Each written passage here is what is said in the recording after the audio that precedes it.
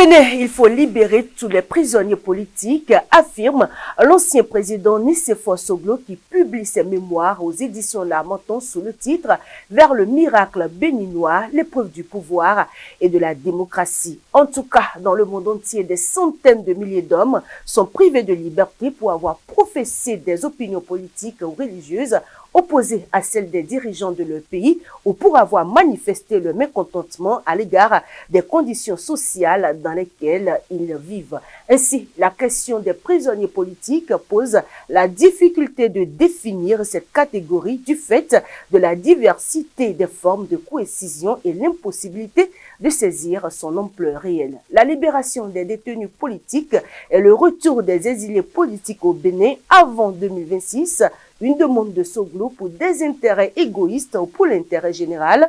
On se retrouve juste après la pause publicitaire.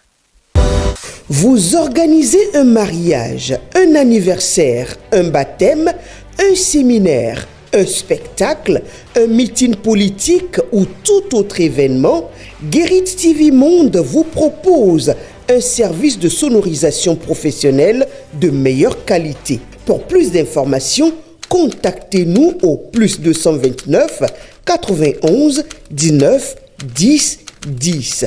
Guérit TV Monde, le leader des Web TV.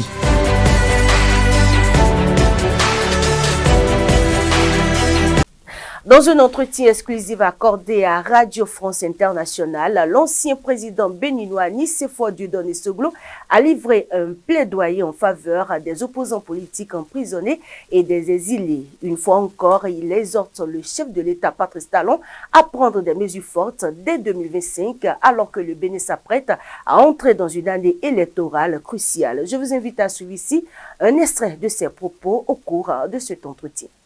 Moi, je n'ai jamais mis quelqu'un en prison. Je n'ai jamais mis des gens en exil. Non, ça n'a pas de sens. Je parle au président Talon. J'ai demandé encore une audience. Je lui dis, écoute, c'est moi, en te soutenant, qui t'ai permis d'être président. Eh bien, je dis que cette année, l'année 2025, tu dois libérer tous les prisonniers politiques. Les Rekia, le professeur Aïvo, tous ceux qui sont en prison. Et tu dois permettre à mon fils, Léadi, à qui tu as collé 10 ans, ça va durer combien de temps? Le pouvoir n'est jamais facile. Quand tu as un pouvoir, il faut savoir comment l'utiliser. Mais là, cette année, on doit libérer tous les prisonniers politiques, sans exception. Je lui dis ça. Qu'il vous souvienne qu'interpellé lors d'une conférence de presse au Palais de la Marina à Cotonou le 27 juillet 2022, dans le cadre de la visite officielle d'Emmanuel Macron au Bénin sur le retour des exilés politiques et la libération des prisonniers politiques, le président béninois Patrice Talon a répondu, je cite, « Il n'y a pas de détenus politiques au Bénin ». Fin de citation. Soutenant sa ligne de défense, le président de la République affirme qu'il est droit dans ses bottes sur le sort de ces personnes. Mathieu Avlessi, bonsoir. Bonsoir, Madame Daké. Alors, vous êtes analyste politique. Oui, acteur politique, certes, mais je me préfère dans ce contexte où je dois opiner. Je conteste assumer mes propos et de ce point de vue, je préfère qu'on me présente analyste politique. Alors, Nicéphore Soglo n'a pas mâché ses mots. Il a réaffirmé son engagement en faveur des libertés publiques, jugeant la situation actuelle du pays irresponsable. Comment analysez-vous les propos de l'ancien chef d'État? Madame Daké, pour ma part, je suis bien désolé que l'histoire du Bénin s'écrive avec autant de biais et de contre-vérités.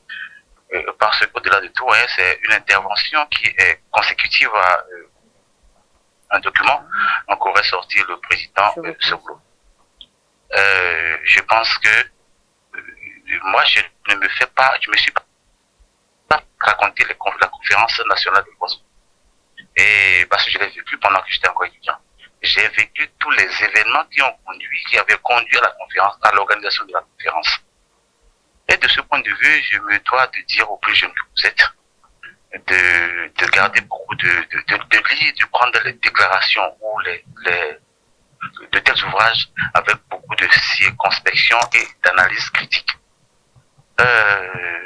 Je vous reviens pour dire le président Soglo n'avait pas été élu Premier ministre à l'issue de la conférence.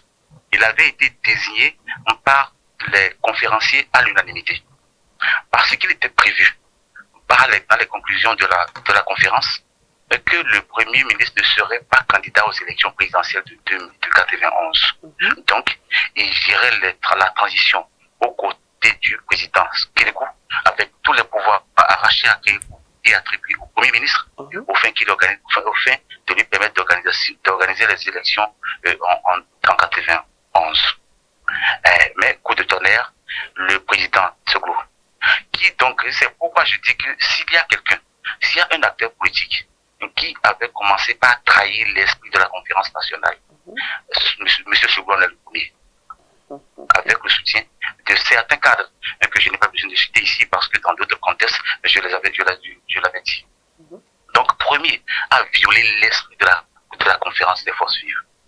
Donc, à se porter candidat contre la volonté de toute la classe politique, parce qu'il était prévu que le Premier ministre n'était pas acteur politique, il ne devait pas être candidat, comme je le disais tout à l'heure. Et c'est ça qui justifiait que, juste après son élection en 1991 comme président de la République, contre l'attente, contre la volonté, contre les dispositions de la conférence, toute la classe politique d'alors s'était liée contre lui. Et c'est pourquoi juste là, il est le seul à faire un seul mandat.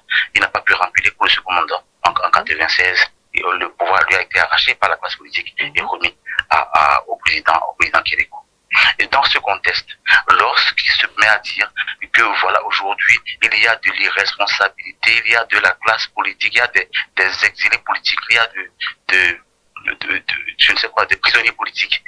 Pendant que le président qui est là, et ce n'est pas que le président le dit, si les gens se sont mis au travers de la loi, et que la justice, le droit a été dit, et qu'ils sont retrouvés à une position PX ou PY. Moi, je suis scientifique en partie. Je dis PX pour dire prison, et PY pour dire peut-être en position d'exilé.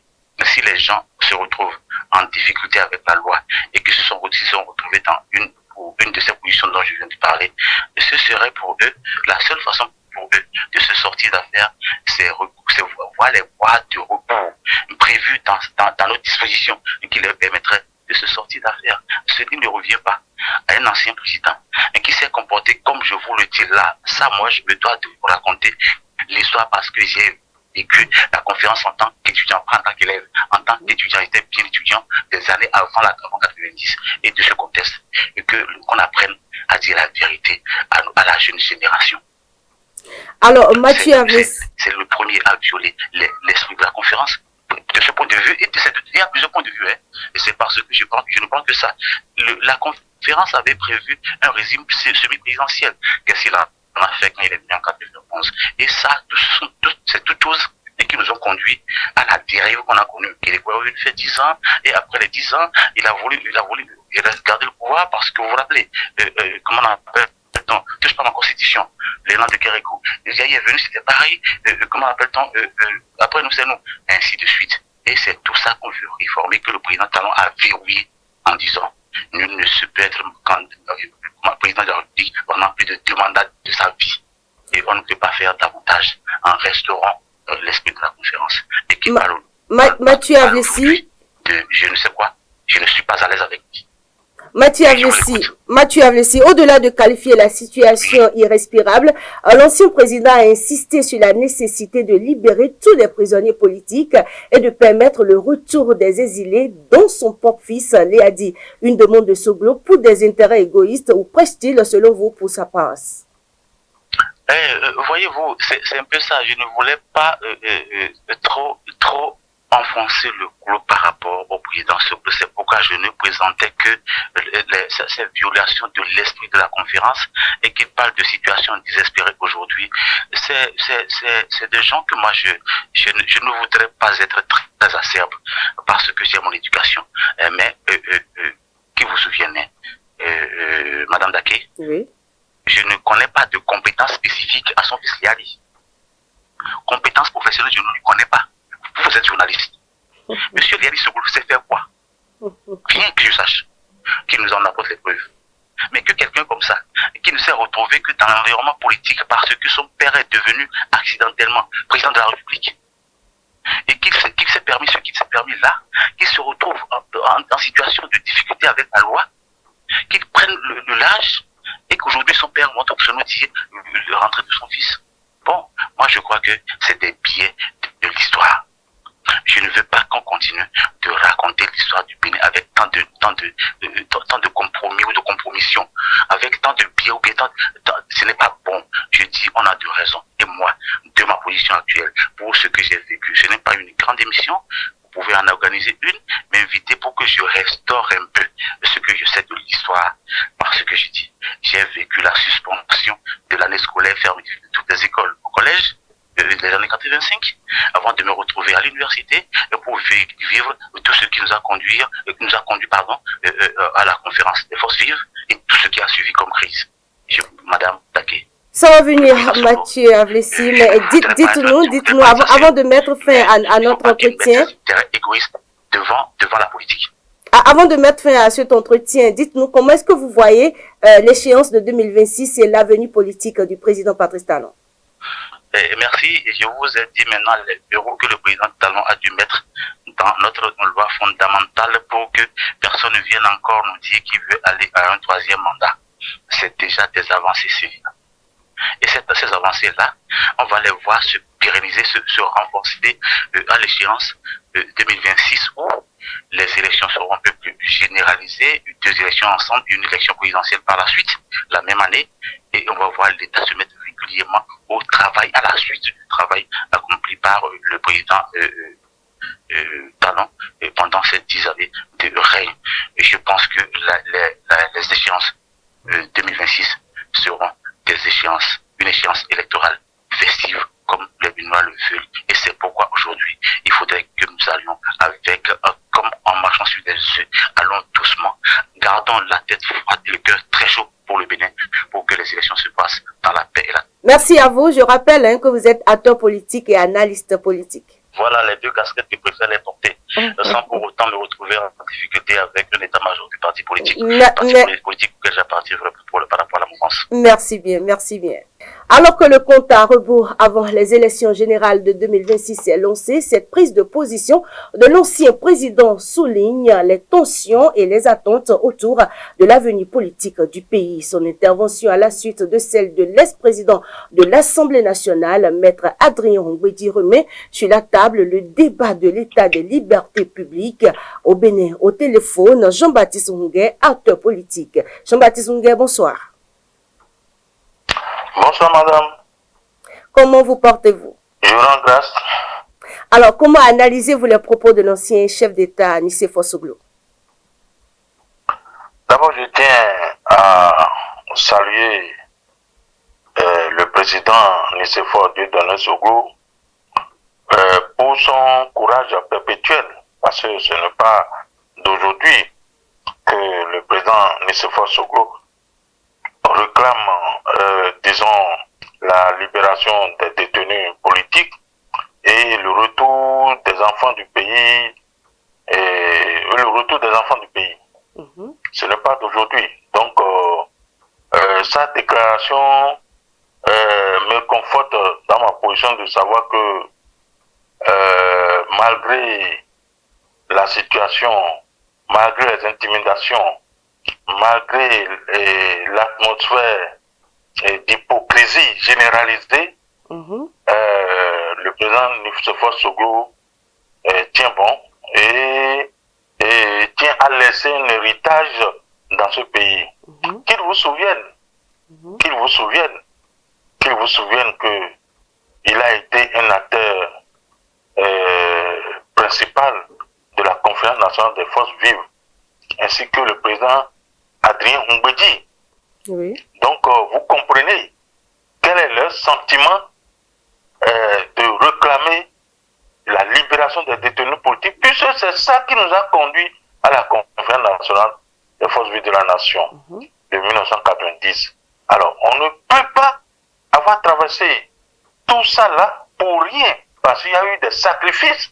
Les Béninois se sont sacrifiés, il y a eu des sacrifices. À partir de ça, quel que soit le régime qui est là, ne doit pas rendre ses enfants apatrides, ne doit pas rendre ses enfants en prison pour leur opinion politique, pour leur vision politique. Donc, moi, je trouve que le président Nicéphore Soglo est resté égal à lui-même et force à lui, et je prie l'Éternel Dieu Tout-Puissant, l'Éternel je suis, de le reconforter, de lui donner encore longue vie pour qu'il soit toujours avec nous. Alors, est-ce qu'on n'a pas l'impression, hein, qu'en demandant le retour des exilés politiques, il prêche pour sa paroisse? Mais pourquoi vous dites ça? Pourquoi vous dites ça? Je dis que c'est un monsieur, c'est une personnalité qui a toujours défendu le veuve et l'orphelin, qui a toujours œuvré pour que nul ne soit chassé de son pays. Et ceci m'amène à condamner. Il y a 35 ans, nous avions vaincu la fatalité. Il y a 35 ans, nous avions refusé que aucun Béninois ne sera enfermé pour sa vision, pour son idéologie, pour sa parole. Aucun Béninois ne sera chassé pour des faits politiques. Ils ont manqué une occasion d'honorer Monseigneur Isidore de Souza, paix à son âme. Alors, est-ce à dire qu'il est temps, selon vous, hein, que le président Patrice Talon entende enfin le cri de cœur des anciens présidents? Je souhaite que le président, mon cher président Patrice Talon, puisse entendre le cri de cœur. Non pas des présidents Nicéphore Soglo et du président Adrien Mbedi, mais le cri de cœur du peuple béninois. Et je fais partie de ceux-là qui ont juré le rioler au soir de son mandat. Et je souhaite qu'il soit vraiment à l'écoute du peuple béninois. Parce qu'il émane du peuple. Quand il va quitter, il restera dans le peuple. Quel sera son sentiment si il n'amnistie pas ceux qui sont en prison pour les faire sortir, s'il n'amnistie pas les exilés politiques? Quel sera son sentiment quand il sera plus au pouvoir? Parce que nul ne connaît demain. Nul ne connaît demain. Demain, c'est autre jour. Donc moi, je le prie que c'est le cri de cœur de la population, du peuple qui souhaite. Certes, il y aura des gens qui ne connaissent rien de la vie politique, des gens qui, pour leur prébande, vont prêcher pour le maintien de nos compatriotes en prison, de nos compatriotes en exil, mais qui n'écoutent pas ces voix-là, qui n'écoutent pas la voix des méchants, mais qui écoutent la voix de Dieu, qui est la voix du peuple. Voilà. Merci à vous, Jean-Baptiste Munguet. Je rappelle que vous êtes acteur politique. C'est moi qui vous remercie. Merci, madame.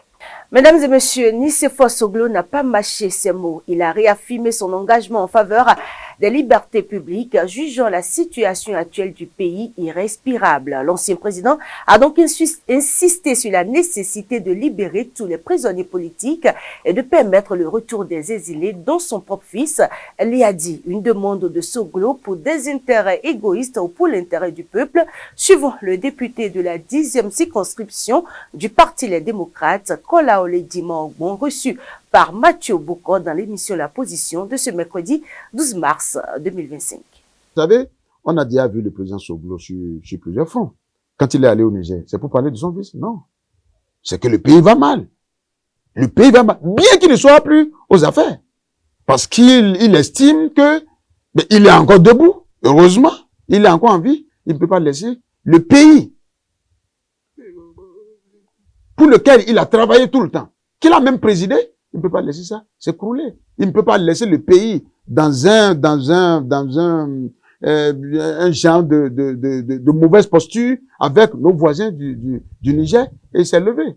Vous voyez, quand il a fait les dernières sorties, il a plutôt dit que il faut qu'on libère Réki Amadou et puis Joël Aïbo. Joël Aïbo n'est pas son fils, que je sache. Non plus Réki Amadou. Donc on ne peut pas, parce qu'il a ajouté son fils, mais c'est tout à fait normal. On ne peut pas reprocher à un père de demander la libération de son fils ou le retour au pays de son fils. On peut pas, c'est tout à fait normal. Moi, je ne vois pas ça comme ça.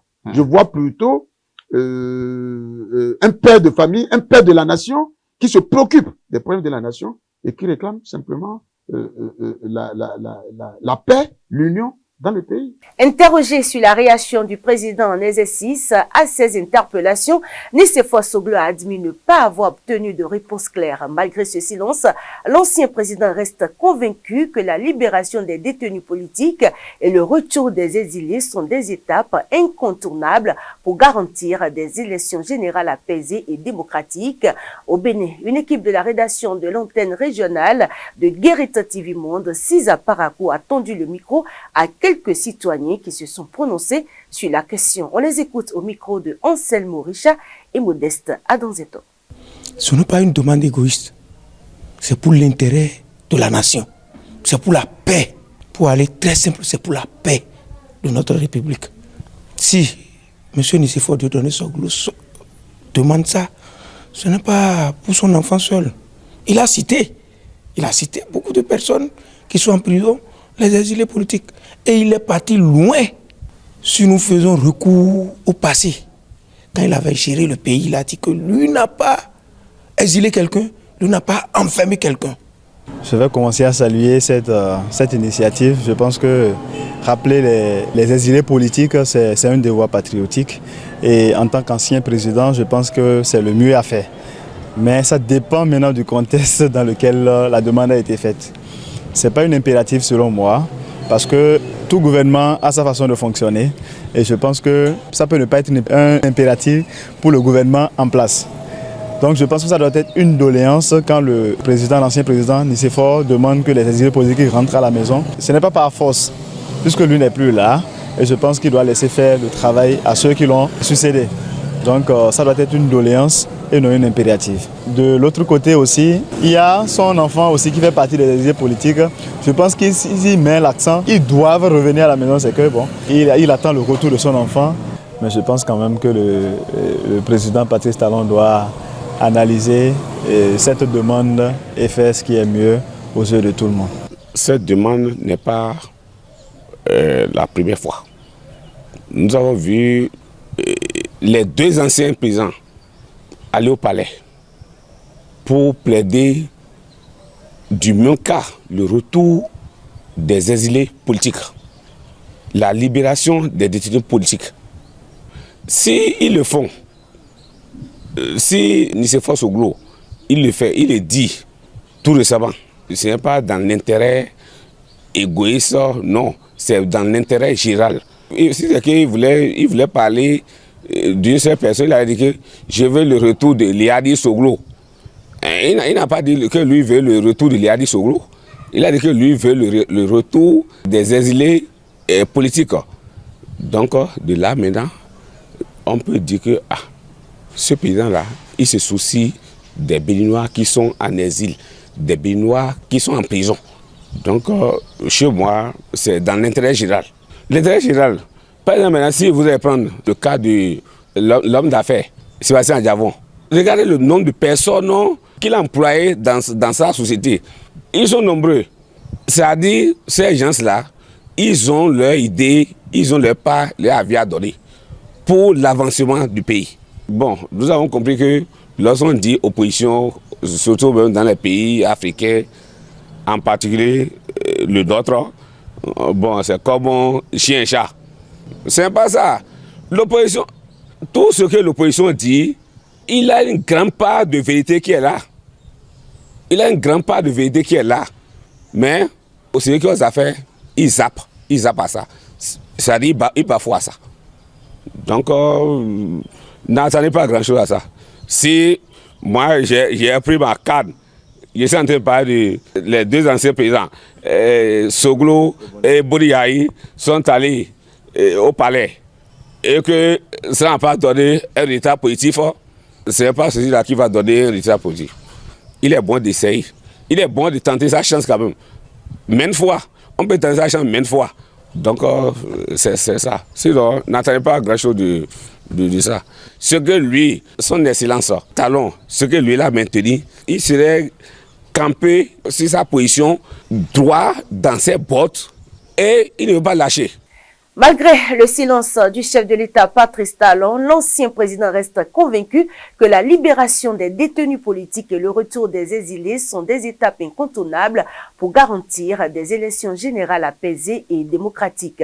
Reste à savoir si le président Patrice Talon répondra enfin à cet appel ou s'il maintiendra sa position. C'est tout pour cette édition spéciale. Mesdames et messieurs, merci d'avoir été des nôtres et portez-vous bien.